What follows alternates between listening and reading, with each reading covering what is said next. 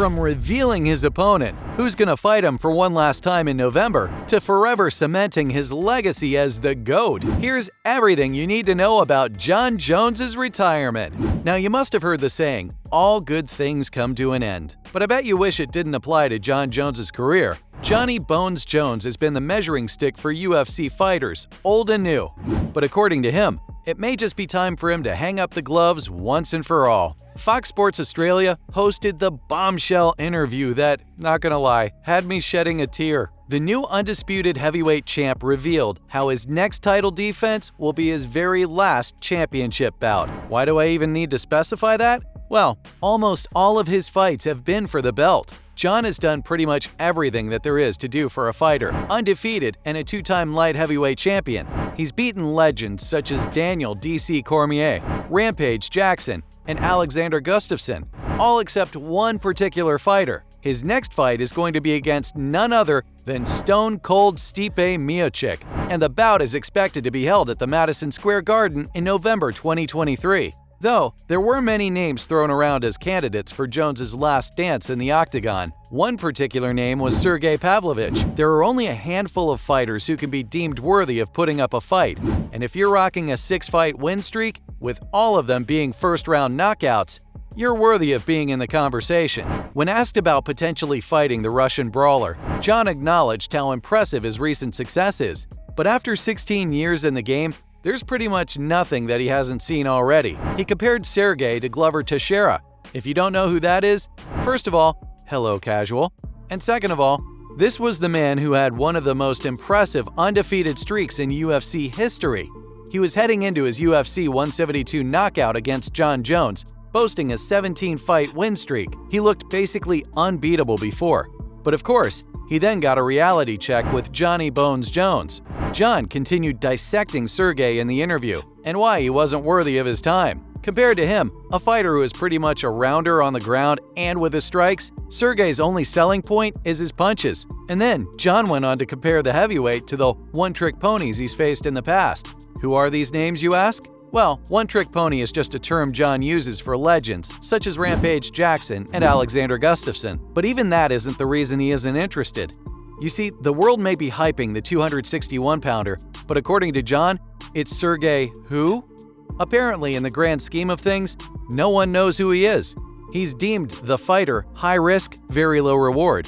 Okay, Jon, we see you. I mean, if you want to go out creating all the buzz, how about pulling off a dream match against Stylebender? I know what you're saying, the weight class and everything, but any fighter will be willing to shapeshift if the purse is big enough. And a fight against Israel Adesanya and Jon Jones would literally break records. The two have had beef for quite a while. It all started back in 2019, when Izzy was tearing up the middleweight division, winning the belt. Jon Jones saw the spark in the youngster and said that he had a feeling he would fight Adesanya. The MMA community was up in the air. This is the fight game equivalent of shipping someone, and boy were the two stars flirting. Stylebender came back at Jon, saying that the speculation does make him feel some type of way. He acknowledged Jon as being the GOAT, and he would love to keep the ball rolling, beating a GOAT in his own right, Anderson Silva.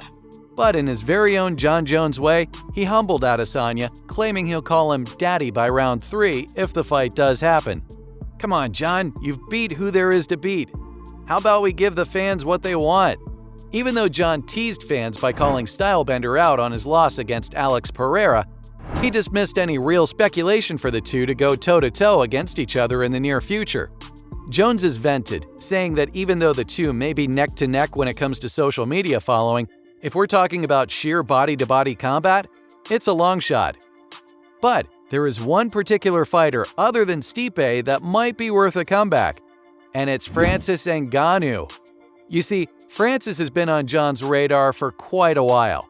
If you didn't already know, the Predator was who Jon was supposed to square up against instead of Cyril Gane at UFC 285. That was until Ngannou shockingly left the heavyweight title and became a free agent over some contract-related beef with Dana White. And just like that, the world was stripped of one of the biggest blockbuster matchups of all time. And that's exactly why Jon Jones would be willing to come out of retirement and make the Predator become the prey. He continued during the interview, claiming that he believes the Ngannou fight would bring in some serious revenue. Say what you will about Francis Ngannou, there's no question that if there's any fighter that would possibly give John a run for his money, it's him. Heck, even John admitted on the Wild Ride podcast with Steve-O that there's a very high chance that Ngannou will knock him out. With that being said, if he manages to duck Ngannou's knockout artistry, there's a very, very high chance that he will win the bout. But at the end of the day, it's all about business.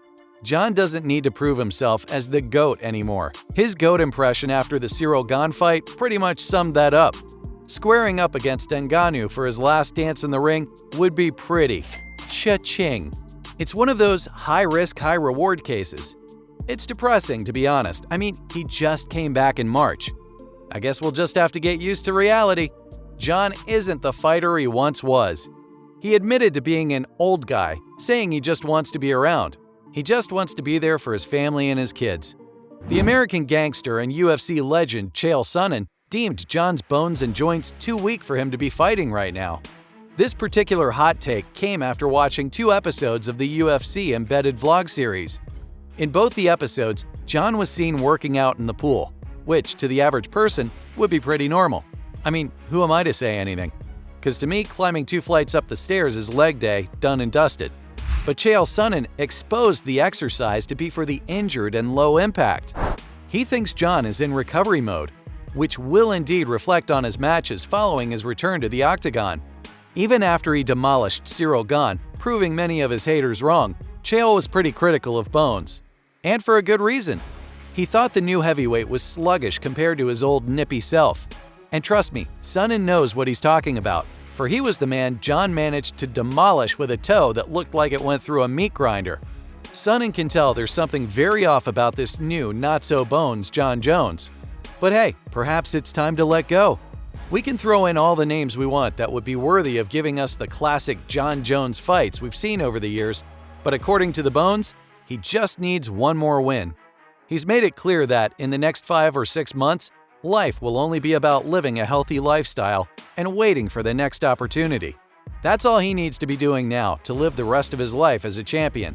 Jon Jones has had arguably the most illustrious career ever in the UFC.